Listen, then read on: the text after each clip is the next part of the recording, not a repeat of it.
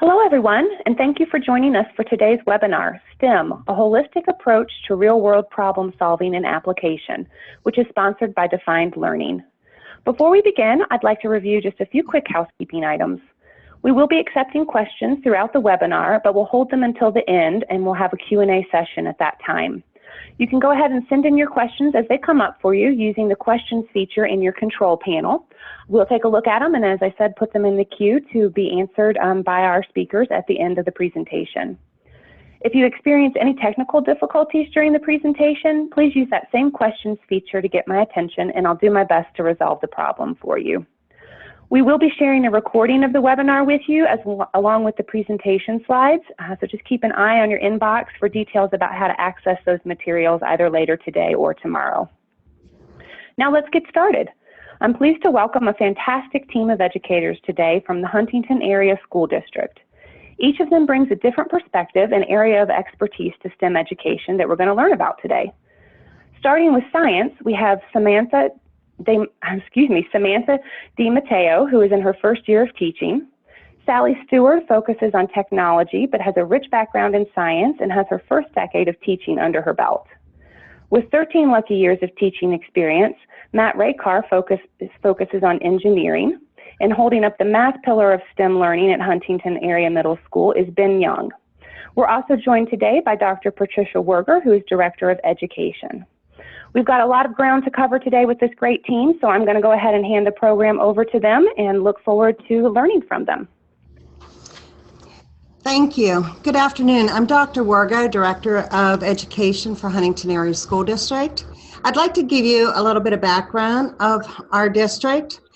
We consist of 2 elementary schools, 1 middle school, and 1 high school.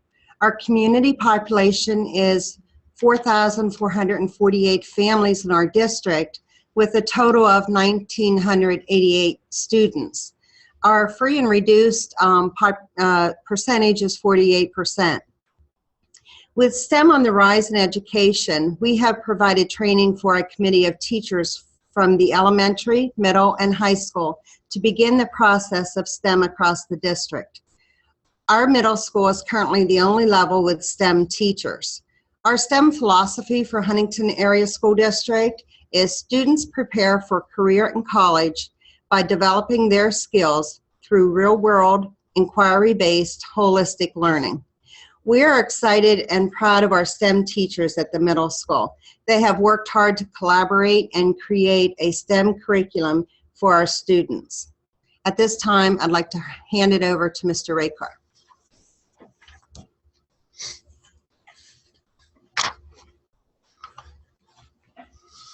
My name is Matt Raykar. I'm going to talk about the artificial island unit rotation.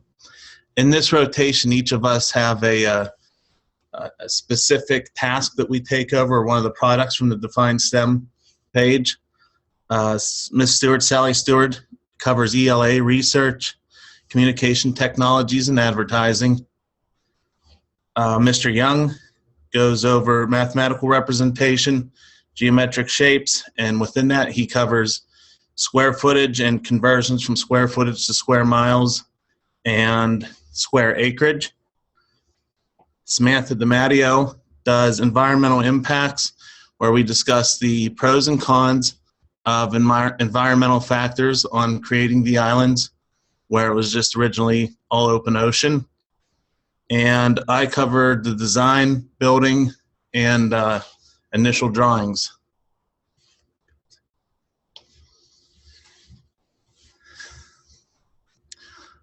So first step for the island design, we like students to have this the first step in the rotation because this helps them pick out exactly how big their island's going to be, what shape they're going to use, where they want to put it, all the different designing aspects. So I talk to them about what the average square footage is of a particular existing island property. And then I ask students to figure out how many properties they want on their island. And then we use that information to figure out a total square footage of their island. And then I talk to them about how to keep their island from eroding, methods that we use to access the island, as in some are just by boat, Some have a train station. Some have a highway they can go in and out of, 4 lanes, 3 lanes, whatever they choose. And we also talk about the setup of residential and commercial spaces. A lot of the students at this age don't know the difference between residential and commercial. So we explain to them what commercial properties are, what you house on commercial properties, and why they are important to your area. All right, my name is Ben, and I'm the math teacher, so I'm going to discuss some of the geometric concepts I covered. Ideally, this was the second step in the rotation, and when I say rotation, what we have set up are 4 full-time STEM teachers that each cover different components and present to them different angles of an overarching project, which we will show you some of the products from that then of our artificial island unit. So what they do is the students will rotate through all 4 of us. We have them in letter groups A, B, C, and D, and they rotate through us. They spend 3 to 4 days, typically 3 days with each of us, and then they move on to the next teacher that presents a different discipline to the same project. So for the math concepts, I covered things such as perimeter. We looked at the reference sheet. This was with 6th grade. The formula sheet for the 6th grade Pennsylvania State Assessment. And I related that to their island. So we helped calculate the amount of beachfront they had, which is perimeter. So it's making that real world connection. We also then, I had the students calculate the area of their island, and they had the choice. They could do it in their dimensions could be in miles, yards, or feet. So overall, their areas were either in square feet, square yards, or square miles. And what I had them do is I explained to them, ideally, we'd like the island, since it's 6th grade, to be one of the 4 basic shapes, either a circle, rectangle, square, or triangle, and then combine those shapes to make up their island, which you'll see some examples here later. So I had them break down their islands that they had a sketch from Mr. Raykar for into some basic shapes that then they had to find the individual areas and then find the sum of those areas for their total area. From there, they could calculate the amount of acreage. I'll jump down to the 4th bullet shown there, which is just a simple conversion. If it was in feet, there's 43,560 square feet in 1 acre. So a lot of these students didn't understand that wasn't a conceptual thing to say, their island was 60,000 square yards or something. But when I had them calculate the number of acres, that made a lot more sense to them. So also making that connection on how we can get acreage from an area calculation. And then the 3rd bullet there that I skipped over was determining the number of lots their island had. And as Mr. Raykar said, they had to look at the differences between commercial and residential lots. So what I had them do was I had them come up with a dimension they wanted each of their lots to be. So for instance, if their lots were 20 yards by 30 yards each, that was a total of 600 square yards then per lot. Then they could figure out how many lots their island had by taking the total area of their island and dividing it by the total number of square yards each lot was, and that told them how many lots. So if their whole island was 60,000 square yards, if I use that example, and each lot 600 square yards, there was 100 lots. Now they had to figure out, how do we want to split these lots up, commercial or residential. So that was my component. I'm next going to turn it over to Sally Stewart. Hi, I'm Sally Stewart. When they come to my classroom, sometimes they might have had Mr. Raykar or didn't have him. So I start my unit with not basing it on anything that any of the other people have done based on how the kids are hitting me in the rotation. So we would start by doing the background knowledge of persuasive writing techniques, so that even if they don't have their island designed yet, we can go into the actual techniques in writing and stuff. And that way, when they come back to me and they have their island design, we can actually get into the advertisement a little more in depth. So basically, with library media and ELA and the ability to integrate the technology into all 3 of those components, it's key that they have a lot of background knowledge in the writing. So we went over audience and purpose. We went over different persuasive writing techniques. We looked at advertisements on the web. We compared a Pepsi commercial to a Mountain Dew commercial. We talked about pathos versus logos. We talked about facts and how that makes us a stronger argument versus being happy or sad. And we did that through YouTube and other pieces of technology that we kind of bring into the classroom. Then when they go to Raykar's room, they go to Mr. Young's room, and Mrs. DiMattio's room, they get those other pieces of information. They can come back to me and do their advertisement writing. They can go on iMovie and they can begin to actually film their advertisement using voiceover techniques, using copyright law, and understanding what pictures they can take from the internet. And now we can actually put that on the internet and the kids can show it to their parents at home. There's a real connection between what they're doing in the school to real life, and they're getting to share it with their parents. So here's one of the movie ads that we actually completed this time in library.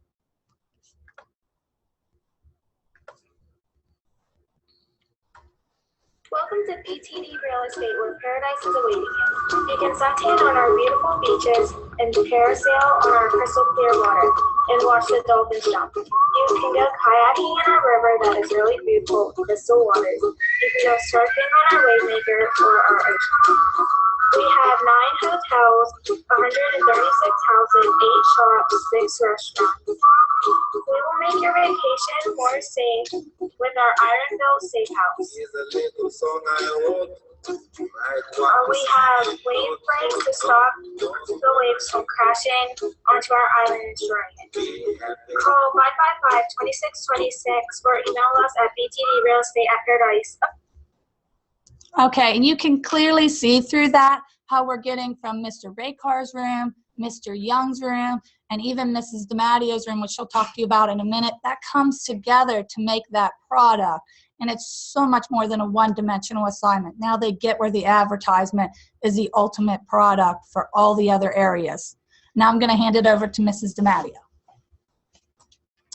All right, well, while the kids were in my room, we worked on an environmental impact study. So I had the kids look at the different aspects that would be changed when they made their artificial island. So I started this off with a web. So at the very center of this web that you can see a picture of on the screen, it said building an artificial island.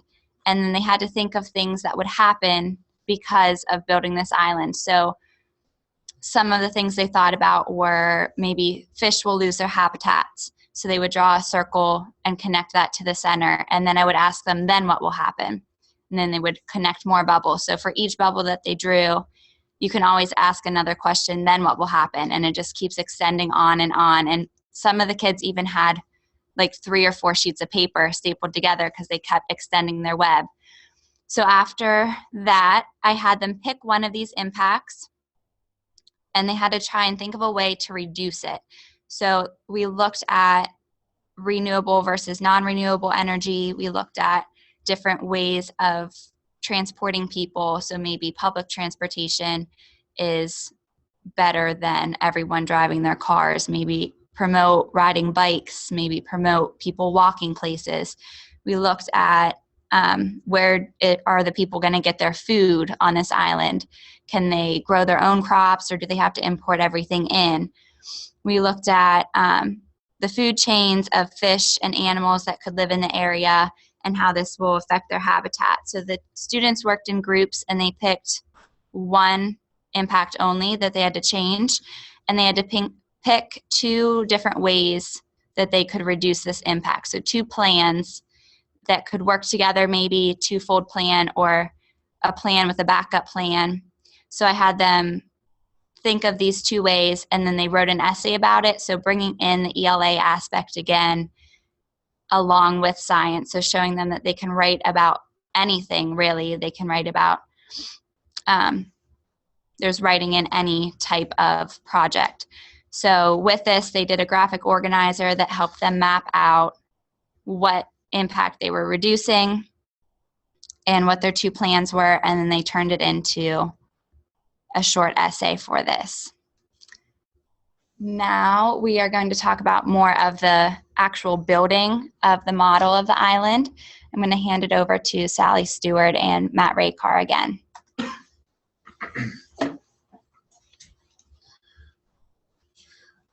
For the island building portion, this was a part of the Fine STEM that wasn't included in with the project, that when we kind of made this project and took it on as our own, this is something that we thought the students would benefit from, and it would give us a little bit more hands-on experience with the students. So I initially volunteered to start this by myself for the building portion of it, and I had a horrible experience with it. the students had their hand in starch and glue and sand, and they wanted to go wash their hands in the bathroom.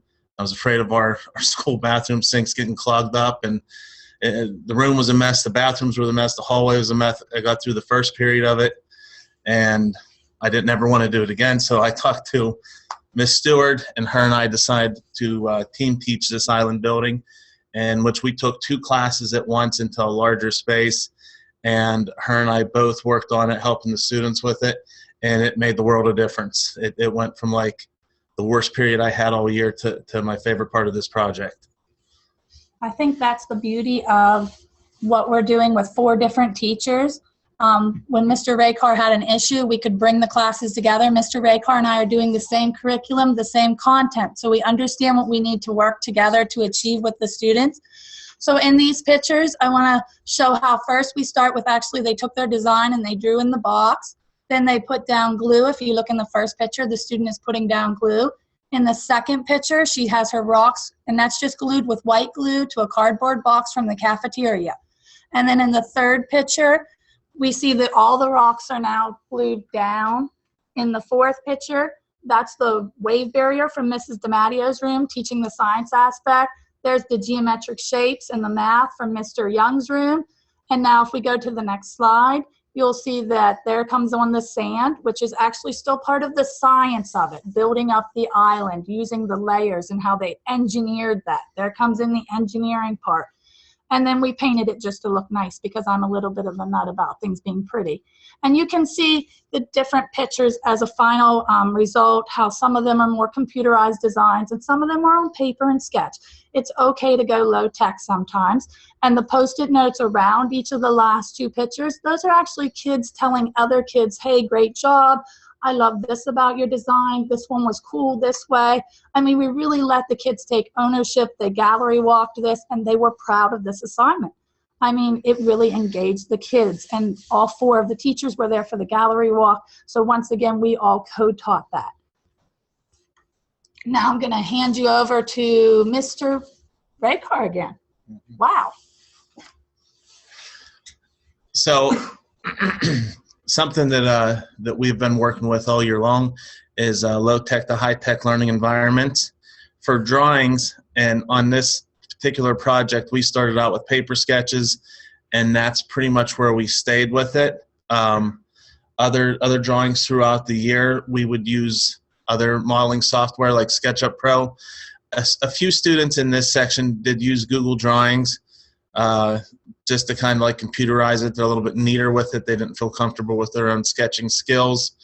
And at the highest level of this project would be a sophisticated design software, something similar to Autodesk as an AutoCAD, that kind of thing. But for us right now, we've been mostly this past year going in and out of doing hand sketches and using SketchUp Pro as in 3D modeling software.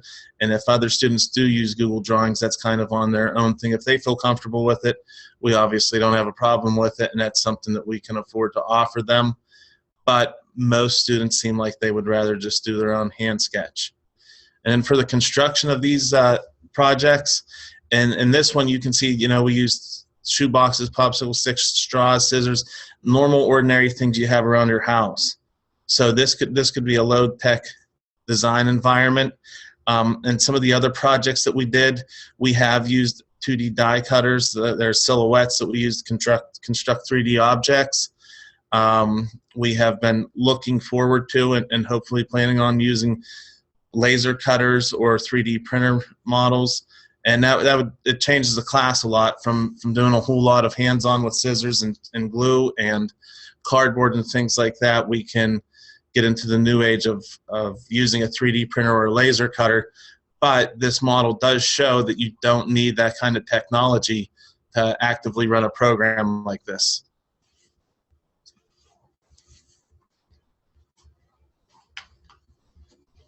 Okay, so now that we've walked you through kind of what it looks like to go through a unit within our class, so the artificial island is just one of the units we've done. So far, we've gotten through 3 different projects, so it's ended up being about 1 unit per grading period. At the beginning, we thought we would get through a lot more, but it ended up extending longer. We spent more time going more in depth with the different concepts, and the kids are really loving it. So if they're engaged, we're just willing to roll with it.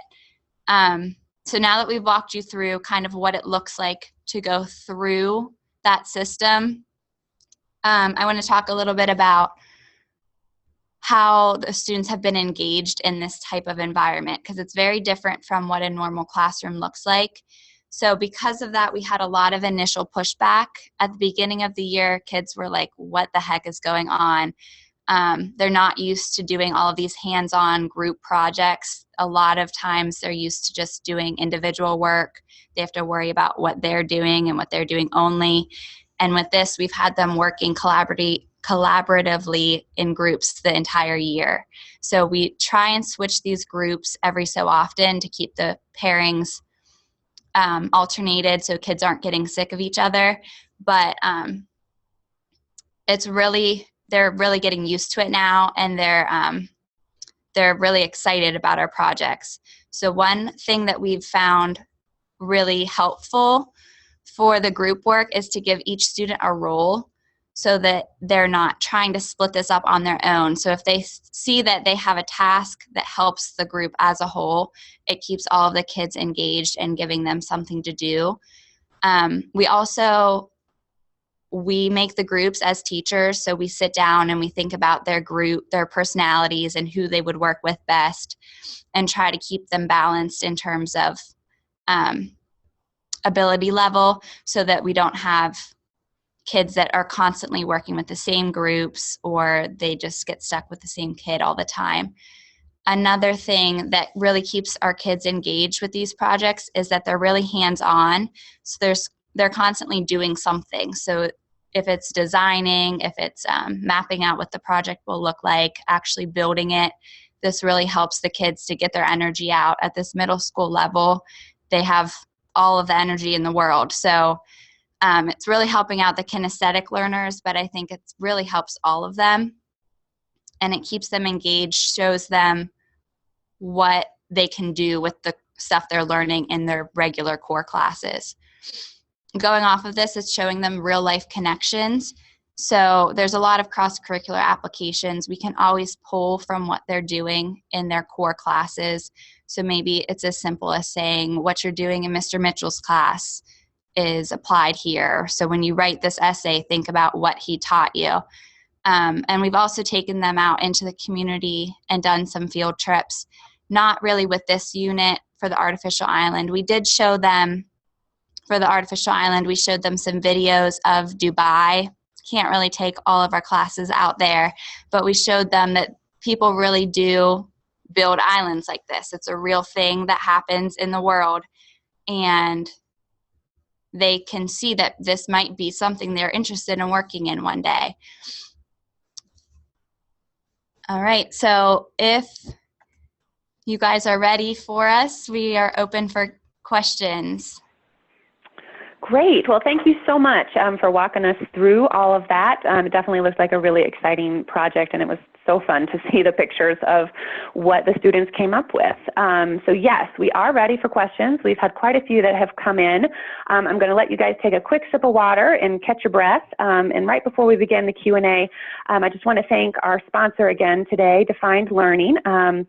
Again, this was one of the projects that's available through Defined Learning, and they're the leading provider of performance tasks, literacy tasks, constructed responses, and real-world video resources for K-12 teachers and students. And you can learn more about them and see what they are offering and other great projects at definedlearning.com. So we will go ahead and dive in. We have had a lot of questions just about how all of this works, kind of the logistics. And so one of the main questions is just if you can explain a little bit how you plan these collaborative units. So not just the students working together, but the four of you all working together to make sure all of this is coordinated and rolls out smoothly.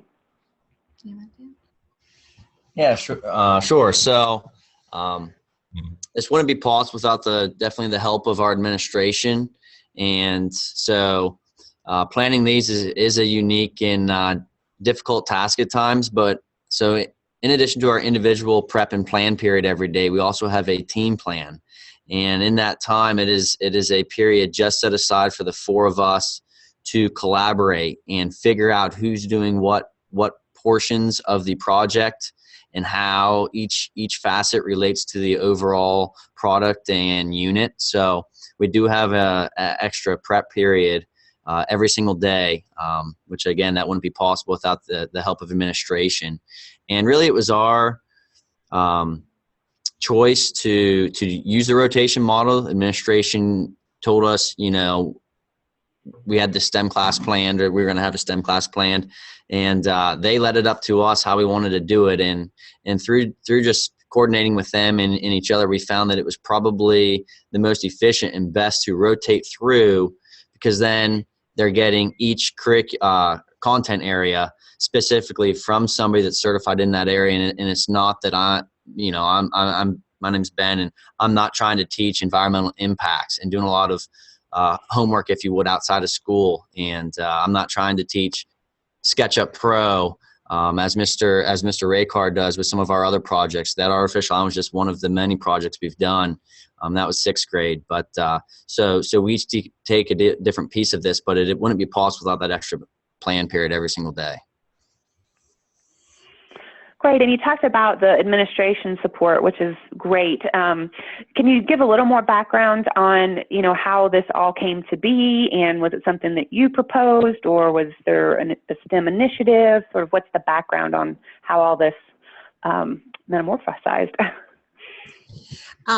This is Patty Wargo. When we, as an administrative team, sat down, we wanted to bring STEM to the district, but we didn't know what that would look like. We've done some research and understood what STEM was, but we didn't know how to bring it to our middle school. So we had 2 teachers that were actually within our district, our librarian and our industrial arts teacher, and then we hired a math teacher and a science teacher, and we put this team together in the summer, and we didn't have a plan for them. We told them, we need you to teach STEM in the fall, but we don't know what that would look like. So we let them run with the STEM project, and they have come up with the curriculum and what they're going to do. And we have had some bumps in the road, and you've heard that from them, but they've learned from that. And now, they have a pretty good STEM team, teachers. One of the things that we have is a curriculum for this year. They've been working by one unit, creating one unit at a time. So we don't have a whole plan. This summer, our plan is to get our 4 STEM teachers together and put a curriculum together that will actually be for all middle school teachers. Great. Well, it definitely sounds like you're off to a good start, and as you said, have learned a lot of lessons this year that are going to make it an even better program in the coming school year. So that's exciting. Another question is, so you're using the team teaching approach in STEM. Are you also using that, or finding the value of that in other areas of the curriculum as well? Our teachers at the Huntingdon area middle school are all based on teams, so we do have other teams within the middle school that work together. Team teaching has its ups and downs as well, but I think it's very beneficial. I come from an environment that was not team teaching, and this environment allows us to do a lot more with the students that is much more engaging and across the curricular. We're allowed to talk about the math teacher and the science teacher together, and cross-curricular activities happen. It's much more enriching, I think, to have teams than it is to not. Yeah, well, it just goes back to that curriculum is not siloed. What's happening in science, there's math involved, all of that. So it makes total sense that you would take that approach. What kind of background or foundational skills do you teach before launching into the project, or does all the learning really happen through the project? Usually before we start a unit, we do a short intro, so maybe just a class period. We get all of the 4 groups of kids together in one room, and we introduce what the project's going to be, what the different products of the project will look like, so what they're expected to do at the end. And then after that, we just go with it. So they'll rotate through the teachers. They'll spend 3 days with each teacher and work through the content that each of those teachers will cover. And then if there's a building aspect, they usually stay with one teacher for however much time we think it will need, maybe 3 days, maybe 5 days. So I would say almost all of the content is covered within the rotation. As they go through the teachers, they get it as they go through. So each layer just builds on each other. Okay, that makes sense. You mentioned that some of the students had a weirded out reaction to this new approach to teaching. What has parent reaction been to this project-based learning approach? Yeah, so as we all know as educators, parents can be on our side or sometimes also push back against us. And we found that group work, as Ms. DiMatteo said earlier, they're always in groups, and we take a look at their groupings. But through the first marking period, we had to find a way to assess each group member, not only as for the whole product, but also individually. And originally we were given participation grades, but that was subjective, and we got questioned about that some by parents. So we had to come up with a rubric that holds the students accountable, where they fill it in. And we started doing it. They filled it in every day, and then we would fill it in every day with what the student would fill it in with what they thought they should get in the 3 categories for that day on how they worked with their group members. Did they come to class prepared, ready to work? Did they follow their role that day? And then we would score them. Well, we see roughly 400, I'd say 40 middle school students every day between us, and we found that was exhausting. So we've taken a look at how do we score them for their contributions individually, and that was probably the hardest part from parents. We do get a lot of emails often about, my son Johnny works with so-and-so, and I don't like that, and we know Johnny's doing all the work, but the administration backs us on that, which is also key. So yeah, there was some pushback, definitely some pushback from parents, but we did have to figure out a way to assess not only the group product, which we use rubrics when we score the projects, but also individually the students with the rubrics. So, and what is nice, as Mr. May was saying on the previous question, is we do get the students together initially to introduce the unit, and we already have rubrics designed for how the overall unit will be scored. So students can kind of look at that rubric and refer to it at any point to see how the different classes, how the different content areas all contribute to that product. Because normally within that rubric, there's different categories for that project. So just wanted to mention that too. Okay, and I think that approach helps the students take a lot of ownership in their learning. Feel good about that. This is along the lines of what you just said or talked about, but what kind of assessment do you do after these projects? Is there any sort of formal assessment or just the sort of self-evaluations?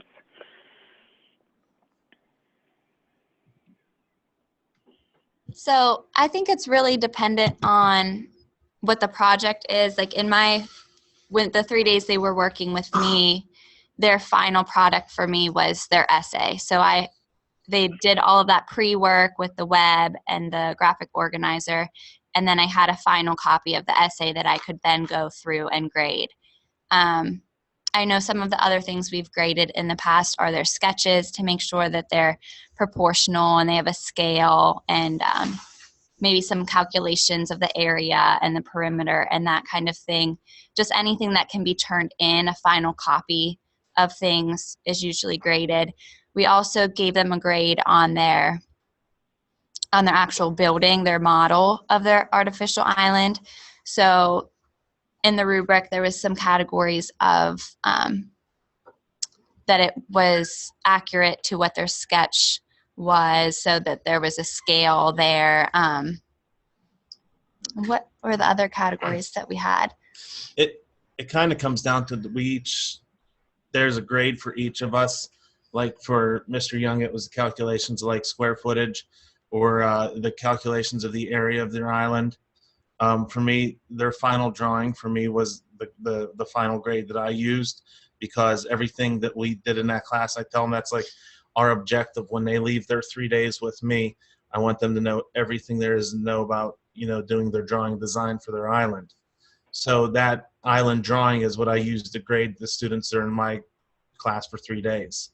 So we each have kind of our own projects that are all due to each teacher.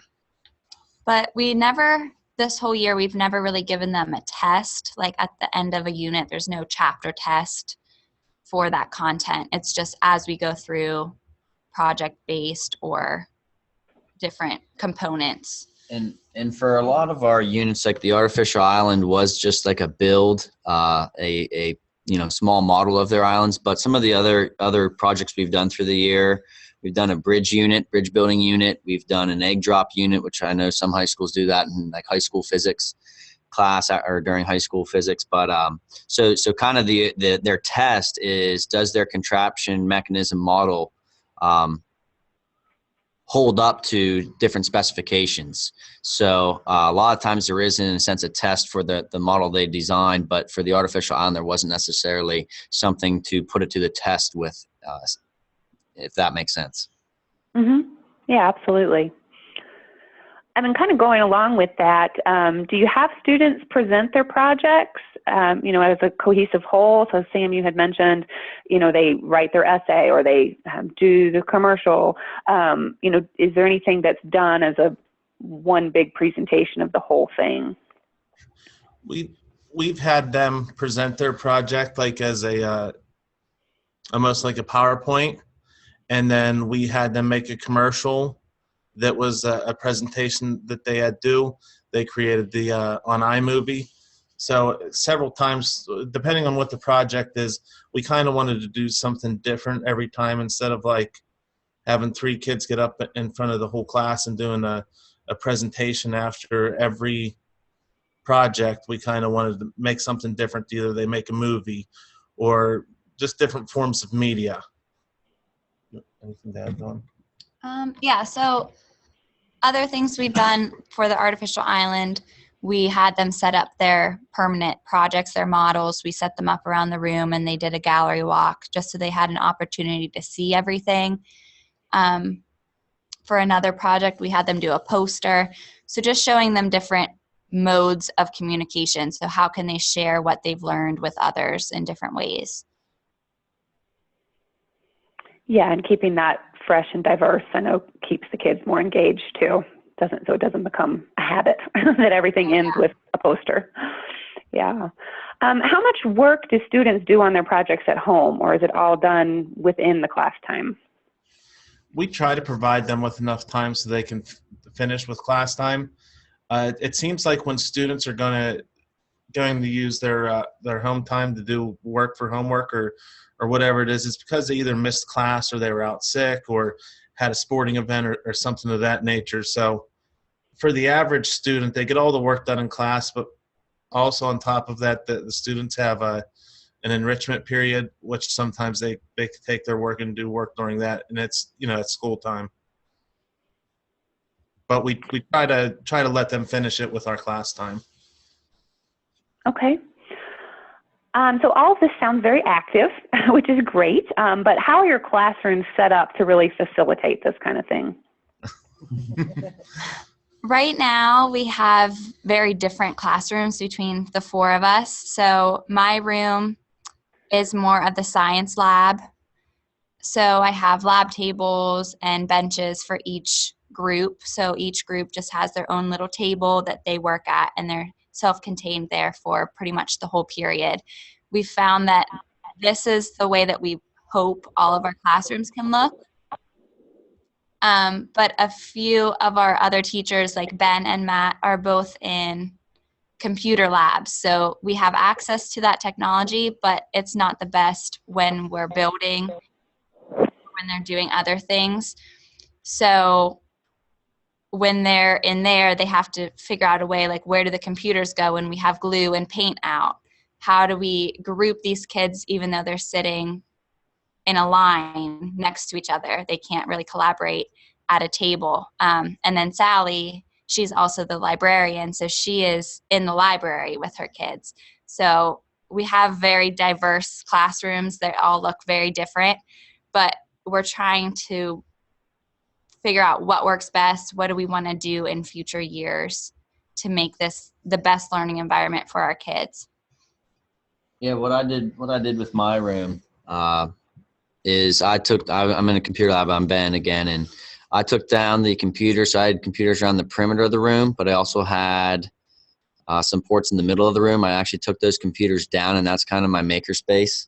And around the perimeter of the room is the computers are still hardwired in, so they can do research. I do a lot with spreadsheets. So one of the units we just got done with, I had them construct a spreadsheet, a Google spreadsheet via unit prices. So they could determine, they had to basically submit to me how much their project costs with all the sum of the unit prices by materials. They had to make a materials list, figure out the price, for a pack, and then how much the unit price was per piece, how many pieces they were using, basically come up with a budget sheet, which is, math oriented. I had to put the formulas into the different cells. But so it is kind of nice to have the best of both worlds, but it is tight in there, having computers around the perimeter.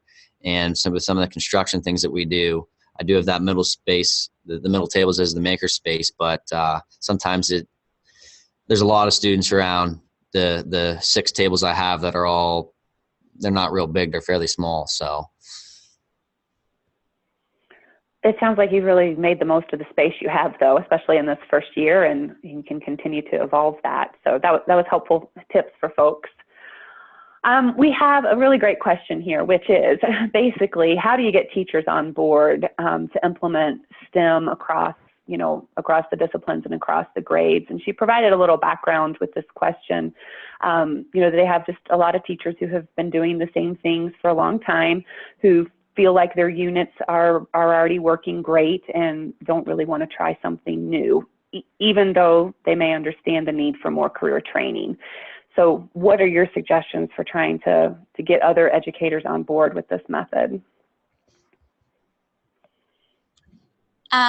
We've run into this even in our own school. So we have us 4 working together every single day as a team, but we've tried to incorporate the other core teachers as well. So at the beginning of the year, we opened it up to them and said, these are the projects that we hope to get through this year. Can you tell us when you're doing this content, when we could maybe tie stuff in that you're doing?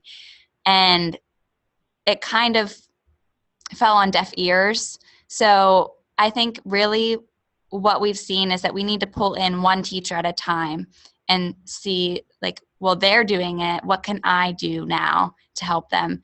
So I think you start small is the only way to do it. If you try and reach the whole faculty at once, you're just going to be wasting your time because everyone already has so many things to do.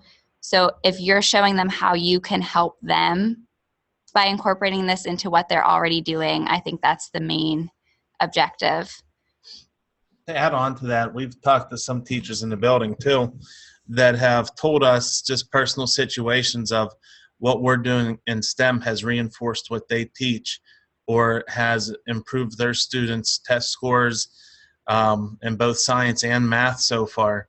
So I think maybe some of the teachers that didn't really want to pay attention before or didn't want to work with us, if they actually see the benefit of the program and they're getting better scores on their standardized tests for it, or their whatever participation increases in their own class, then I think it makes them a little bit more accepting of what we're doing.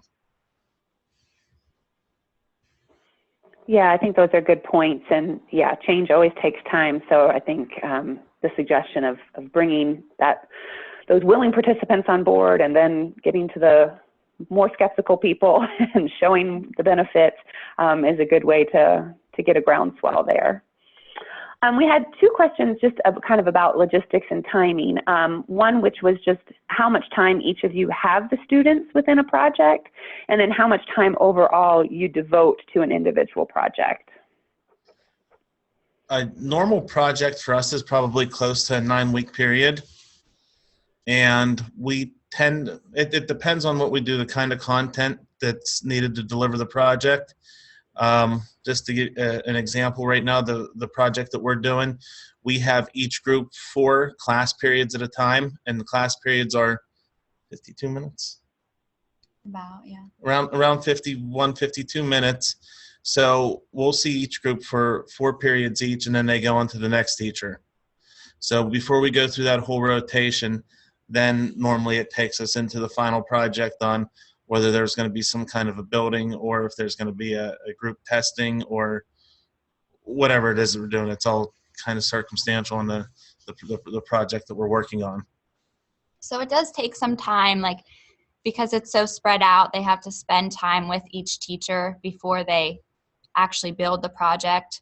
It's taken a lot more time than we originally thought. We originally thought we could get through 8 projects during the year, and now that we're almost near the end of the year, we're like, there's no way that we're getting through that many. We're on our 4th project right now, and this is probably going to be the last one, if not one more small. So it takes some time, but there's a lot built into it, so we don't feel as bad about taking as much chunks of time out. Yeah, you're definitely covering a lot of content within those projects, even if it just ends up being 4 projects. They're substantial ones. So this looks like our last question, though we do have time for more. If anybody out there wants to send in any, we'll keep an eye out for them while we ask this last one that we have, which is basically, do you have any plans to change STEM to STEAM and include more of an arts component to it? So it definitely looked like you were doing some arts there in those photos you showed. We see an aspect of where art could fit into this. We've just recently this year started putting together maybe like what we thought would be a 5-year timeline of it.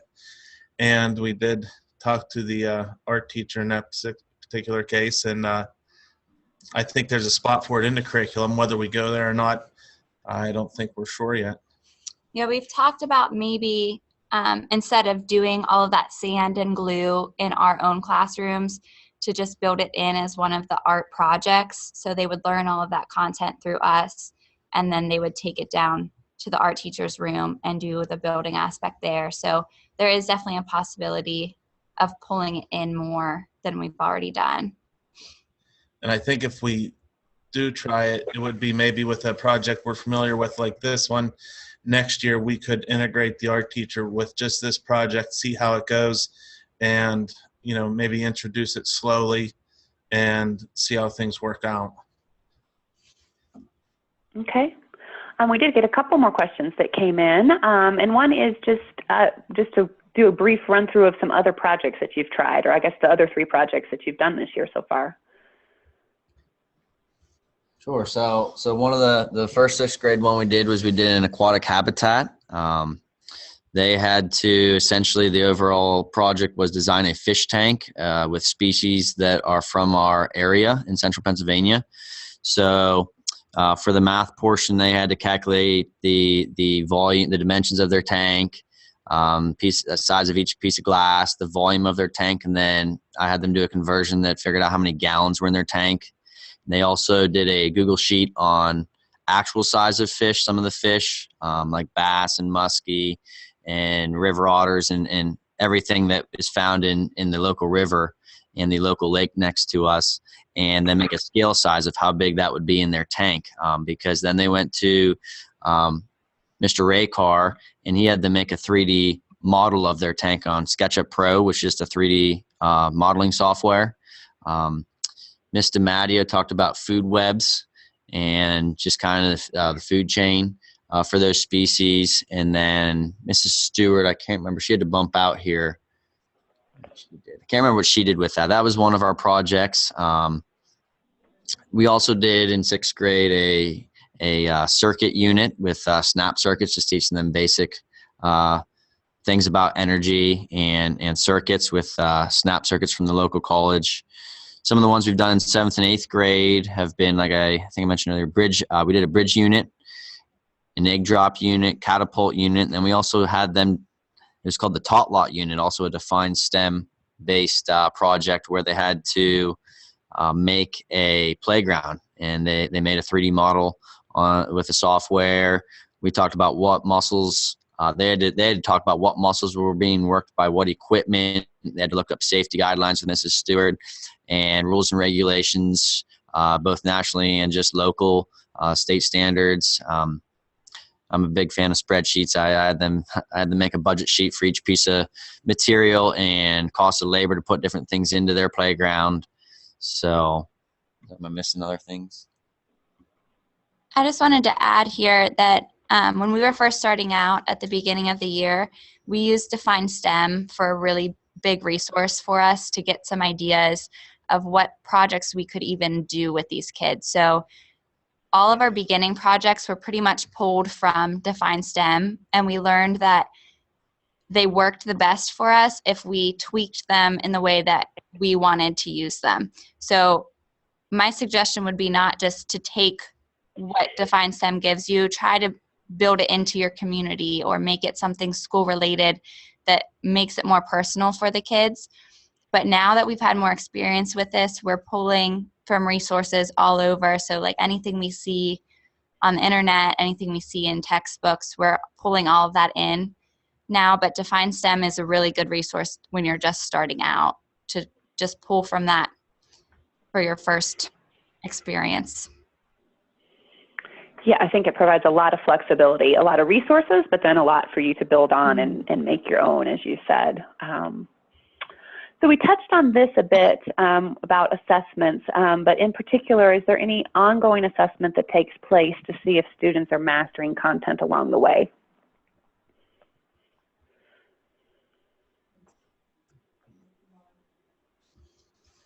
At this time, we aren't doing any ongoing tests within our class. They are in their core classes being tested on this content though. And we've had some science teachers come to us and say that their scores have increased. So it is being tested somewhat, but not through our class specifically. Okay, and it looks like that is the end of our questions.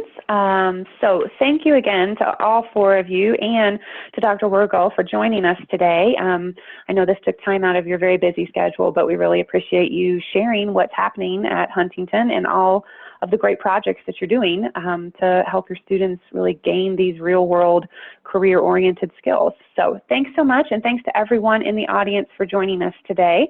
We will be sending out an email that includes a link to the recording of the webinar as well as the presentation deck. So just keep an eye on your inbox for that information, as well as for information on other upcoming webinars in this series. Have a great afternoon, everyone. All right, thank you. Thank you.